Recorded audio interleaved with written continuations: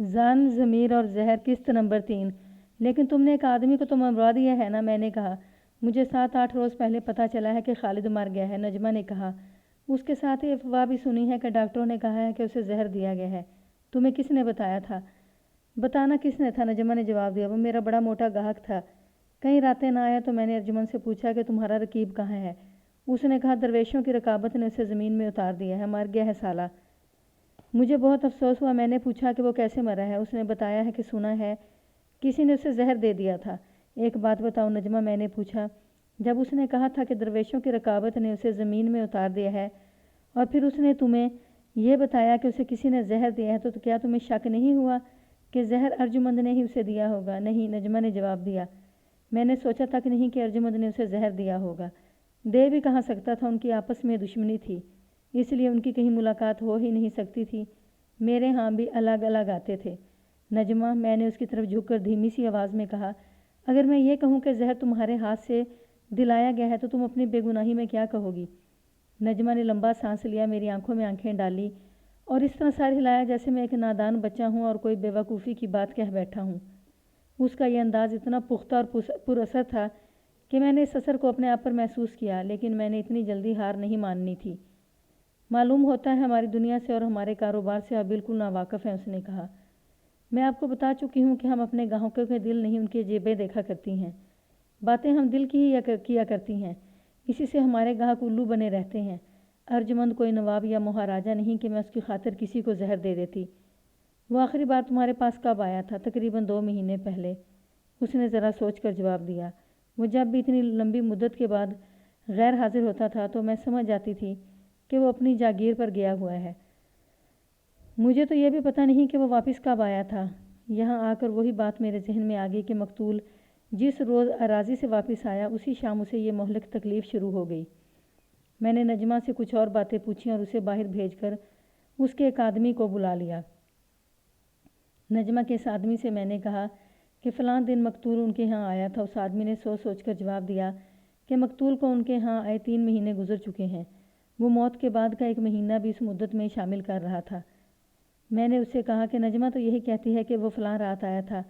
नहीं हजूर, उसने जवाब दिया, बाई ने ऐसा नहीं कहा होगा, आप शायद गलत समझे हैं। वो तो हमारी बड़ी मोटी असामी थी, उसे हम कैसे भूल सकते हैं। उसके बाद मैंने अनीसा को बुलाया। वो भी नजमा जैसी ही थी, उसने भी वैसी ही बातें की जैसी नजमा ने की थी। दोनों का पेशा एक था, इसलिए दोनों के अंदाज भी एक जैसे थे। अनीसा ने भी कहा कि मकतूल उसका बड़ा मोटा गाहक था। अनीसा, मैंने कहा, नजमा कैसी औरत है, क्या ये हो सकता है कि उसने खालिद को जहर दिया हो? आलिजा, अनीसा ने जवाब दिया, नजमा मेरी हम पेशा है, हमारी आपस में कारोबारी रकाबत चलती है, लेकिन इस रकाबत को हम इस हद तक नहीं पहुंचने देती जहां किसी को बहुत ज़्यादा नुकसान पहुंचे। मैं अपने पेशे के असूलों की बात करूं तो मैं यकीन से कहती हूं कि कोई रकासा एक गाहक को खुश करने के लिए किसी दूसरे गाहक को नाराज़ नहीं करेगी। ये तो मैं मान ही नहीं सकती कि किसी रकासा ने एक गाहक को राज़ी करने के लिए किसी दूसरे गाहक को जहर दे दिया हो। लेकिन अनीसा, मैंने कहा, ऐसे वाक़यात हुए हैं कि किसी तवाइफ या नाचने गाने वाली ने किसी गाहक को जहर दे दिया या किसी और तरीके से कत्ल करवा दिया। यह बताया कि उसे किसी ने जहर दिया है। हाँ आलिजा, अनीसा ने जवाब दिया, आपने जितने वाक़यात सुने हैं उन पर अगर गौर करें तो कत्ल की वजूहात साफ नज़र आएंगी। अगर कोई महाराजा या नवाब किसी रकासा को अपनी बीवी या दाश्ता बनाना चाहे और इसे रास्ते में कोई और हाइल हो तो नवाब या महाराजा बेतहाशा रकम देकर रुकावट बनने वाले आदमी को मरवा सकता है। लेकिन साहब, अगर वो नवाब या महाराजा है तो किसी को एक तवाइफ के हाथों क्यों मरवाएगा? वो अपनी महबूबा को मुसीबत में नहीं डालेगा, उसकी बजाय वो किसी और तरीके से उस शख्स को मरवाएगा। मैं आपको इन दोनों बाजारी औरतों के मुकालमे अपनी ज़ुबान में सुना रहा हूँ, जो बड़ी आसानी और सीधी सादी उर्दू है। उनकी ज़ुबान नहायत पुरतकल्लुफ़ और शुस्ता थी। वो बड़े अमीर परस्तारों की बड़ी ऊंची किस्म की तवाइफें थीं। हिंदुस्तान के बड़े शहरों, ख़ुसूसन दिल्ली और लखनऊ की नाचने गाने वालियाँ शाइस्तगी और उर्दू की नफासत में मशहूर थीं। मैं ये नहीं कहता कि मैं उनकी ज़ुबान से या उनके अंदाज से मुतासर हो गया। उन्हें मैंने मुश्तबा अफराद की फ़हरिस्त से निकाल दिया था। उन्हें इल्ज़ाम से बरी करार देने की वजह मैं पहले भी बयान कर चुका हूँ कि मोहलक बीमारी की इब्तदा शाम या उससे 2-3 रोज़ पहले मकतूल उन दोनों में से किसी एक के यहाँ नहीं गया था। सिर्फ इतना सा शक मेरे जहन में रह गया था कि अगर जहर बहुत दिन पहले दिया गया था तो उन दोनों पर शक किया जा सकता था। मैंने ये शक उसी वक्त रफ़ा करने की कोशिश की دونوں کے متعلق بتایا گیا تھا کہ مقتول انہیں اراضی پر بھی لے جایا کرتا تھا۔ میں نے ان دونوں سے پوچھا کیا مقتول اراضی پر گیا تھا تو کیا ان میں سے کوئی وہاں گئی تھی؟ مجھے بتایا گیا کہ دونوں میں سے کوئی بھی نہیں گئی۔ میں نے انہیں کہا تھا کہ سوچ کر جواب دیں کیونکہ میں اراضی پر جا کر معلوم کروں گا، پھر بھی انہوں نے کہا کہ وہ نہیں گئیں۔ میں نے انہیں جب رخصت کیا تو اس وقت رات گزر چکی تھی۔ اس کے کچھ دیر بعد ارجمند آ گیا۔ اس نے آتے ہی دیر سے آنے کی معذرت کی اور بتلایا کہ وہ کسی کام سے باہر گیا ہوا تھا۔ کسی کام سے نہیں، میں نے کہا تم شراب کے نشے میں ڈوبے ہوئے تھے۔ اس نے اردو بولنے والوں کی طرح پھر معذرت کی اور بڑے پرتکلف الفاظ استعمال کیے۔ پھر مجھ سے پوچھا کہ میں نے اسے کیوں بلایا ہے۔ درویش صاحب، میں نے کہا میں نے صرف یہ معلوم کرنے کے لیے آپ کو زحمت دی ہے کہ آپ نے اپنے رقیب خالد کو کس طرح زمین میں اتارا تھا۔ حضور انور، اس نے شاعروں کے انداز میں کہا، کیا آپ اس سوال کی وضاحت فرمائیں گے؟ ہاں حضور، میں نے کہا، لیکن وضاحت کے لیے آپ کو اس کمرے میں لے جانا پڑے گا جہاں پتھروں جیسے سخت مجرم بھی اقوال جرم کر لیا کرتے ہیں۔ آپ کوشش کریں کہ میرے سوال کو یہیں سمجھ لیں۔ اس نے کوئی جواب دیے بغیر حیران سا ہو کر مجھے دیکھا جیسے وہ بھی نہ سمجھا ہو۔ تم خالد کے قاتل ہو، میں نے کہا۔ کیا فرما رہے ہیں آپ حضور؟ اس نے کہا، اور وہ کرسی پر اس نے اچھلنا شروع کر دیا۔ اس کے منہ سے اور کوئی بات نکلتی ہی نہیں تھی۔ تم نے خالد کے مرنے کے بعد یہ الفاظ نجمہ سے کہے تھے؟ میں نے کہا، کیا تم نے یہ کہا تھا کہ درویشوں کی رکابت نے اسے زمین میں اتار دیا ہے؟ وہ سوچ میں کھو گیا، کبھی ہنسنے لگتا اور فوراً ہی رونی سی صورت بنا لیتا۔ کچھ یاد نہیں آ رہا حضور، اس نے کہا۔ نشے میں شاید کوئی ایسی بات منہ سے نکل گئی ہو۔ دیکھو میاں ارجمند، میں نے کہا، میں تمہیں سوچنے کا موقع دیتا ہوں۔ اقبال جرم کر لو گے تو فائدے میں رہو گے، میں وعدہ کرتا ہوں۔ وہ ہکلا ہکلا کر کچھ کہنے کی کوشش کر رہا تھا، لیکن میں کمرے سے نکلا اور ایک کانسٹیبل سے کہا کہ اسے پچھلے کمرے میں بٹھا کر باہر سے دروازہ بند کر دے۔ مجھے ابھی خالد کی اراضی پر جانا تھا، وہاں سے آ کر دیکھنا تھا کہ ارجمند کے ساتھ کیسا سلوک کیا جائے۔ مزید حالات سامنے آنے تک میں نے اسے شامل تفتیش رکھنا ضروری سمجھا۔ اسے کانسٹیبل اس طرح پچھلے کمرے میں لے گیا جس طرح بکرا کسائی کے ساتھ ذبح ہونے کے لیے جاتا ہے۔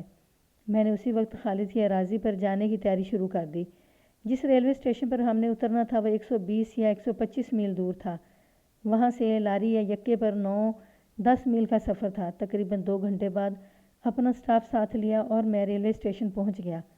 رات کے 9 بجے کے لگ بھگ ہم منزل پر پہنچ گئے اور میں اس علاقے کے تھانے میں آ گیا۔ ان دنوں وہاں ایک سکھ سب انسپکٹر تھانہ انچارج تھا۔ رہائش کا انتظام ڈاک بنگلے میں کیا۔ اس سب انسپکٹر کو میں اپنے ساتھ ڈاک بنگلے میں لے گیا۔ اس سے بہت سی باتیں پوچھنی تھیں۔ اس سے خالد کی اراضی کے متعلق پوچھا۔ اس نے بتایا کہ وہ خالد کو جانتا ہے۔ میں نے اسے بتایا کہ وہ مر گیا ہے اور وہ زہر خورانی سے مرا ہے تو سکھ کچھ زیادہ حیران نہ ہوا۔ اب میری کچھ مدد کرو جوگندر سنگھ، میں نے کہا۔ یہاں مقتول کی کسی کے ساتھ دشمنی یا لڑائی جھگڑا یا کوئی اور تنازع تھا؟ میرے پاس کبھی رپورٹ نہیں آئی تھی، اس نے جواب دیا۔ او ملک بھائی، ان لوگوں کے ہاں یہی کچھ ہوتا رہتا ہے۔ یہاں جب اپنی زمینوں پر آتے ہیں تو یہاں بادشاہ بن کر رہتے ہیں۔ میں خالد کو جانتا تھا، وہ بھی ایسا ہی بادشاہ تھا۔ یہاں آ کر بھی رنڈیوں کے مجرے کرواتا تھا، اپنے جیسے لوفر لفنگے شہزادوں کو یہاں ساتھ لاتا تھا، 1.5-2 مہینے گزار کر چلا جاتا تھا۔ میں نے اس سکھ سے اور کچھ باتیں بھی معلوم کرنے کی کوشش کی، لیکن ایسے پتہ چلتا تھا جیسے اسے اپنے علاقے کے ساتھ کوئی دلچسپی نہیں یا خالد کے ساتھ اسے پوری واقفیت نہیں۔ مختصر یہ کہ اس سے مجھے کوئی خاص بات معلوم نہ ہوئی۔ رات ڈاک بنگلے میں گزری۔ صبح کی خالد کی اراضی پر جانے کے لیے تیار ہوئے تو میرے کہنے پر سب انسپکٹر جوگندر سنگھ نے اپنے تھانے کا ایک ہیڈ کانسٹیبل میرے ساتھ کر دیا۔ اس نے شاید مجھے خوش کرنے کے لیے جو کانسٹیبل رہنمائی میں اور مدد کے لیے مجھے دیا تھا وہ مسلمان تھا۔ وہ کہنے لگا کہ پیدل ہی چلتے ہیں۔ جب ہم چلنے لگے تو تھانے سے دور جا کر ہیڈ کانسٹیبل نے مجھے میرے سٹاف سے الگ کر لیا۔ میں اس کا اشارہ سمجھ گیا کہ وہ مجھے کچھ بتانا چاہتا ہے۔ سب انسپکٹر نے آپ کو کچھ بتایا ہے؟ ہیڈ کانسٹیبل نے مجھ سے پوچھا۔ کیا تمہیں معلوم ہے میں کیوں آیا ہوں؟ ہاں ملک صاحب، ہیڈ کانسٹیبل نے جواب دیا۔ آپ مجھے نہیں جانتے، میں آپ کو جانتا ہوں۔ مجھے میرے سب انسپکٹر صاحب نے بتایا ہے کہ خالد پرویز زہر خوانی سے مارا گیا ہے اور آپ CIA کی طرف سے تفتیش کرنے آئی ہیں۔ میں نے آپ سے پوچھا ہے کہ ہمارے سب انسپکٹر صاحب نے آپ کو کچھ بتایا ہے؟ نہ بھائی، میں نے جواب دیا، وہ تو پتہ چلتا ہے کہ اپنے علاقے سے واقف بھی نہیں۔ اصل شیطان ہے ملک صاحب، ہیڈ کانسٹیبل نے کہا۔ آپ کو اندھا کرنا چاہتا ہے۔ آپ میرے مسلمان بھائی ہیں، اس لیے اپنا فرض سمجھتا ہوں کہ آپ کو راز کی کچھ باتیں بتا دوں۔ خالد کی سب انسپکٹر جوگندر کے ساتھ بڑی گہری دوستی تھی۔ خالد جب یہاں آتا تھا تو سب انسپیکٹر کئی راتیں خالد کے گھر میں گزارتا تھا۔ پچھلے دنوں یہاں ایک لڑکا جس کی عمر 13-14 سال تھی لاپتہ ہو گیا تھا۔ وہ ایک بیوہ کا بیٹا ہے، مسلمان ہے۔ اس بیوہ کی ایک جوان بیٹی ہے، لیکن ملک صاحب کیا خوبصورتی ہے اس لڑکی کی۔ لڑکا لاپتہ ہوا تو ماں اور اس کی یہ بیٹی تھانے میں اور سب انسپیکٹر جوگندر سنگھ کو رو رو کر بتایا کہ کل شام سے ان کا لڑکا لاپتہ ہے۔ جوگندر نے ویسے ہی ایک کاغذ پر لڑکے کا حلیہ وغیرہ لکھ لیا اور ان عورتوں کو تسلی دی کہ لڑکا مل جائے گا۔ اس کے بعد اس شخص نے کوئی کارروائی نہیں کی۔ اتفاق سے میں اس کے پاس کھڑا تھا جب ماں بیٹی رپورٹ دینے آئی تھی اور چلی گئی تھی۔ سب انسپیکٹر نے مجھے کہا کہ ان زمینداروں اور جاگیرداروں کی اولاد آوارہ ہوتی ہے، لڑکا بغیر بتائے شہر چلا گیا ہوگا اور گھوم پھر کر واپس آ جائے گا۔ اس کے بعد خالد تھانے آیا، اس کے ساتھ گم شدہ لڑکے کی بہن تھی۔ دونوں سب انسپیکٹر جوگندر کے پاس بیٹھے رہے اور چلے گئے۔ اسی شام خالد پھر تھانے آیا۔ انہی دنوں علاقے میں ڈکیتی کی 2 وارداتیں اور پھر ایک واردات نقب زنی کی ہو گئی۔ جوگندر سنگھ تفتیش میں مصروف ہو گیا۔ خالد ہر روز تھانے آنے لگا۔ جوگندر جب مصروف نہیں ہوتا تو خالد اس کے پاس چلا جایا کرتا تھا۔ جوگندر مصروف ہو گیا تو خالد آنے لگا۔ دوستی کی وجہ سے آتا ہوگا، میں نے کہا۔ نہیں ملک صاحب، ہیڈ کانسٹیبل نے کہا۔ میں نے ان دونوں کو سر جوڑے ہوئے دیکھا ہے۔ بات کچھ اور تھی ملک صاحب۔ اس تھانے میں ہم صرف 2 مسلمان ہیں، ایک میں ہوں اور ایک کانسٹیبل ہے۔ ہم تو ڈر ڈر کر سروس کر رہے ہیں، اونچی بات بھی نہیں کرتے۔ آپ جانتے ہیں یہ ہندو اور سکھ مسلمانوں کو کہاں ٹکنے دیتے ہیں، اس لیے میں نے دخل اندازی نہ کی، لیکن میں نے اپنے طور پر یہ ٹور ضرور لگائے رکھی۔ کچھ دنوں بعد اطلاع آئی کہ وہ لڑکا واپس آ گیا ہے۔ جوگندر سنگھ نے کہا کہ میں نے کہا نہیں تھا کہ لڑکا خود کہیں چلا گیا ہے۔ ملک صاحب، مجھے صحیح واردات کا پتہ نہیں چلا، لیکن میں آپ کو ایک آدمی سے ملواؤں گا جو آپ کو بتائے گا کہ اس لڑکے کی گمشدگی کے پیچھے کوئی خاص بات تھی۔ یہ معلوم کرنا آپ کا کام ہے۔ مجھے بتاؤ، میں نے کہا کہ اس کا خالد کے قتل کے ساتھ کیا تعلق ہے؟ یہ میں نے آپ کو اس لیے سنایا ہے کہ آپ کو پتہ چلے کہ سب انسپیکٹر جوگندر سنگھ اور خالد کی کتنی گہری دوستی تھی۔ لڑکے کی گمشدگی کا خالد کے قتل کے ساتھ کوئی تعلق نہیں ہو سکتا، لیکن لڑکے کی بڑی بہن کا خالد کے ساتھ کوئی تعلق ضرور ہے۔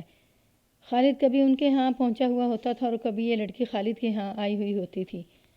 وہاں کوئی نہ کوئی واقعہ ہوا ہے، لیکن اپنے جاگیردار سے ڈرتے مظاہرے کچھ نہیں بتاتے۔ سنا تھا کہ شہر سے گم ہونے والے لڑکے کے رشتہ دار آئے تھے اور ان کی خالد کے ساتھ گڑبڑ بھی ہوئی تھی۔ لڑکے کی گمشدگی کو چھوڑے میرا خیال ہے کہ لڑکے کی بڑی بہن کے متعلق کو گڑبڑ ہوئی تھی۔ اور کیا گڑبڑ ہونی ہے؟ میں نے کہا۔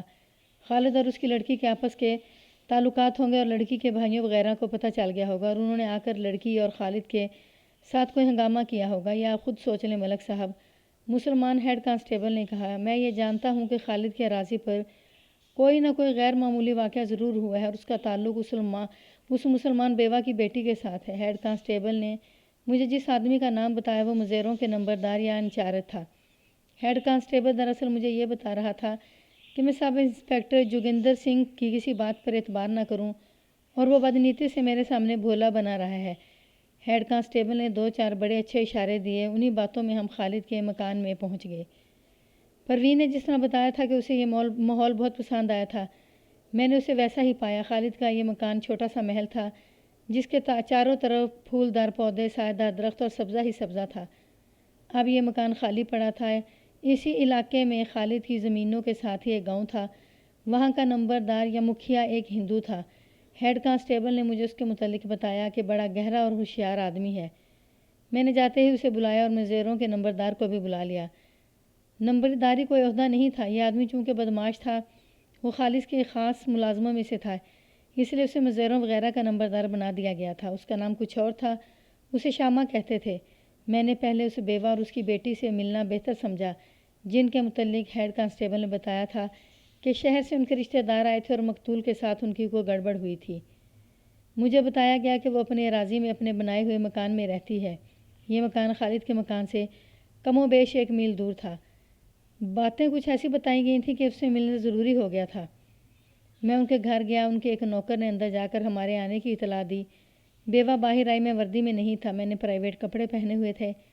میں اپنے سٹاف میں سے صرف ایک ہیڈ کانسٹیبل کو ساتھ لے گیا تھا، وہ بھی پرائیویٹ کپڑوں میں تھا۔ CIA کا سٹاف وردی نہیں پہنا کرتا تھا، لیکن وہاں کے تھانے کا ہیڈ کانسٹیبل وردی میں تھا۔ اسے دیکھ کر بیوہ اتنی گھبرائی کہ اس کا رنگ پیلا پڑ گیا۔ میں نے جب اپنا تعارف کروایا تو اس کی حالت اور زیادہ خراب ہوگی۔ وہ معزز عورت لگتی تھی، میں اسے کچھ کہنے ہی لگا تھا کہ ایک بڑی خوبصورت لڑکی اندر سے آ گئی۔ وہ ہمیں دیکھ کر پریشان ہوگی۔ یہ بیوہ کی بیٹی نوروز تھی۔ اس نے پوچھا کہ ہم کیوں آئے ہیں، آپ دونوں اتنی گھبرا کیوں گئی ہیں؟ میں نے ہنستے ہوئے کہا، میں کسی کو گرفتار کرنے تو نہیں آیا، آپ اجازت دیں تو میں تھوڑی دیر کے لیے اندر آ جاؤں، میں زیادہ دیر نہیں رکوں گا، گھر میں کوئی مرد ہے؟ مجھے ابھی جواب نہیں ملا تھا کہ گھر کا مرد باہر سے دوڑتا آیا۔ وہ 13-14 سال کی عمر کا لڑکا تھا اور اس کی بیوہ کا بیٹا تھا، اپنی بہن کی طرح خوبصورت تھا۔ ماں نے آگے بڑھ کر بیٹے کو اس طرح بازو سے پکڑ کر اپنے ساتھ لگا لیا جیسے اس کے بیٹے کو میری طرف سے خطرہ ہو۔ میں نے ایک بار پھر انہیں اندر آنے کے لیے کہا تو وہ مجھے ایک کمرے میں لے گئیں اور بٹھایا۔ میں اپنے دونوں ہیڈ کانسٹیبلوں کو باہر چھوڑ آیا تھا۔ آپ کو معلوم ہو گیا ہوگا کہ خالد مر گیا ہے، میں نے کہا۔ ان کے مظاہروں سے سنا ہے، لڑکی نے جواب دیا۔ یہ بھی سنا ہوگا کہ وہ کیسے مرا ہے، کہتے تھے اسے زہر دیا گیا ہے، لڑکی نے کہا۔ انسپکٹر صاحب، ہمارا خالد کے ساتھ کوئی تعلق نہیں تھا، آپ ہمارے پاس کیوں آئے ہیں؟ میں نے خاص طور پر دیکھا کہ لڑکی کا لہجہ ایسا تھا جیسے وہ رو پڑے گی۔ میں نے ماں بیٹی کو ایک بار پھر تسلی دی کہ وہ گھبرائیں اور ڈرے نہیں۔ میں نے یہ بھی دیکھا کہ صرف لڑکی بولتی تھی، ہر سوال کا جواب وہی دیتی تھی اور ماں خاموش بیٹھی تھی۔ چہرے سے پتہ چلتا تھا کہ وہ بہت ڈری ہوئی ہے۔ میں نے اسے کہا کہ وہ ذرا اندر چلی جائے، میں صرف لڑکی سے بات کرنا بہتر سمجھتا تھا۔ ماں اپنی بیٹی کو اکیلا نہیں چھوڑنا چاہتی تھی۔ میں نے بڑی مشکل سے اسے اٹھایا۔ روزی میری ایک ہی بیٹی ہے، ماں نے جاتے ہوئے دروازے میں رک کر کہا۔ یتیم ہے، ذرا خیال رکھنا۔ اپنی بہنوں جیسا خیال رکھوں گا محترمہ، میں نے کہا۔ آپ تھوڑی سی دیر صبر کریں۔ روزی، جس کا نام نوروز تھا، میرے پاس اکیلی رہ گئی تھی۔ میں نے اس سے اس کے خاندان کے متعلق پوچھا۔ وہ خالد ہی کے شہر کی رہنے والی تھی۔ 9-10 سال پہلے اس لڑکی کا باپ مر گیا تھا، ایک بڑا بھائی تھا، وہ بھی 4-5 سال پہلے مر گیا تھا۔ یہاں ان کی بہت سی زمینیں تھیں۔ ماں بیٹی سال میں 3-4 مہینے یہاں گزارتے اور مزدوروں کی نگرانی کرتی تھیں۔ نوروز کا بھائی اسکولوں میں چھٹیاں کی وجہ سے ان کے ساتھ تھا۔ نوروز جب بولنے لگی تو میں نے محسوس کیا کہ ذہین لڑکی ہے۔ اس نے میٹرک پاس کی تھی، جو اس زمانے میں بہت زیادہ تعلیم سمجھی جاتی تھی۔ میں نے اسے پوچھا کہ خالد کے ساتھ ان لوگوں کا کیسا تعلق تھا۔ کوئی خاص تعلق نہیں تھا، نوروز نے کہا۔ چونکہ اس کی زمین ہمارے ساتھ ہے، اس لیے کبھی کبھی سلام دعا ہو جاتی تھی۔ روزی، میں نے کہا، مجھ سے کچھ چھپاؤ نہیں، تمہارا بھائی لاپتہ ہو گیا تھا تو خالد اس کے لیے بھاگ دوڑ کرتا رہا تھا، تم خالد کے ہاں جاتی رہی ہو اور خالد تمہارے ہاں آتا رہا ہے، تم مجھے صحیح بات کیوں نہیں بتاتی؟ یہ انہی دنوں کی بات ہے جب میرا بھائی لاپتہ ہو گیا تھا، اس نے کہا۔ یہ میرا ایک ہی بھائی ہے اور میں اور امی تو پاگل ہوئی جا رہی تھی۔ خالد صاحب نے ہماری بہت مدد کی تھی۔ لڑکا کہاں سے ملا تھا؟ بغیر بتائے سیر سپاٹے کے لیے نکل گیا تھا، نوروز نے کہا، اور اس نے بتایا کہ وہ کون کون سے شہر کی سیر کر کے آ گیا تھا۔ اس لڑکے کے چلے جانے اور واپس آ جانے کے ساتھ میری دلچسپی نہیں تھی۔ میں صرف یہ معلوم کرنا چاہتا تھا کہ اس لڑکی کا خالد کے ساتھ کوئی تعلق تھا یا نہیں۔ تمہارے رشتہ دار یہاں آئے تھے؟ میں نے پوچھا۔ کیوں آئے تھے؟ ہم نے انہیں اپنے لڑکے کے لاپتہ ہونے کی اطلاع دی تھی، روزی نے جواب دیا، اور وہ آ گئے۔ خالد کے ساتھ ان کی کیا گڑبڑ ہوئی تھی؟ خالد کے ساتھ؟ اس نے حیران ہو کر کہا، خالد کے ساتھ ان کا کوئی تعلق نہیں تھا۔ تمہاری شادی ابھی نہیں ہوئی؟ منگنی ہو چکی ہے، اس نے جواب دیا۔ میرا منگیتر بھی آیا تھا۔ میں نے بہت کوشش کی کہ اسے کہلوا سکوں کہ خالد کے ساتھ اس کے تعلقات تھے یا خالد نے اسے پھانسنے کی کوشش کی تھی، اور روزی کے رشتہ دار اسی سلسلے میں آئے تھے، لیکن میں اپنی کوشش میں کامیاب نہ ہو سکا۔ خالد بدنام آدمی تھا، روزی نے کہا۔ میں اس کے ساتھ اچھا یا برا تعلق رکھ ہی نہیں سکتی تھی۔ میں وہاں سے آ گیا، اس لڑکی کو خاص طور پر اور اس کی ماں کو میں نے ذہن سے اتارا نہیں، بلکہ ذہن پر پہلے سے بھی زیادہ سوار کر لیا۔ پولیس کو دیکھ کر ہر کوئی گھبرا ہی جاتا ہے، لیکن بیوہ اور اس کی بیٹی نوروز کی گھبراہٹ کچھ اور قسم کی تھی۔ نوروز، جسے ماں روزی کہتی تھی، مجھے ایسے لگی جیسے وہ کچھ چھپا رہی تھی۔ اس کی ادھوری ادھوری باتیں مجھے شک میں ڈال رہی تھیں۔ اگر میں کہوں کہ لڑکی پراسرار تھی تو شاید غلط نہیں ہوگا۔ ان شکوک کے علاوہ میں نے یہ بھی سوچا کہ مقتول عورتوں کا پرستار بتایا گیا تھا، جسے عورتوں کا شکاری کہا جاتا ہے۔ یہاں اس کے پڑوس میں اسی کی کلاس کی اتنی خوبصورت لڑکی تھی، یہ ہو ہی نہیں سکتا تھا کہ خالد اس لڑکی کے طرف توجہ نہ دیتا۔ اسے اس لڑکی کو پھانسنے کے لیے بڑا اچھا بہانہ مل گیا تھا۔ اس لڑکی کا بھائی لاپتہ ہو گیا تھا اور خالد لڑکی کو ساتھ لیے پھرتا رہا تھا۔ میں نے وہاں سے واپس آتے ہوئے اپنے ہیڈ کانسٹیبل اور تھانے کے ہیڈ کانسٹیبل کو بتایا کہ لڑکی نے کیا کہا ہے۔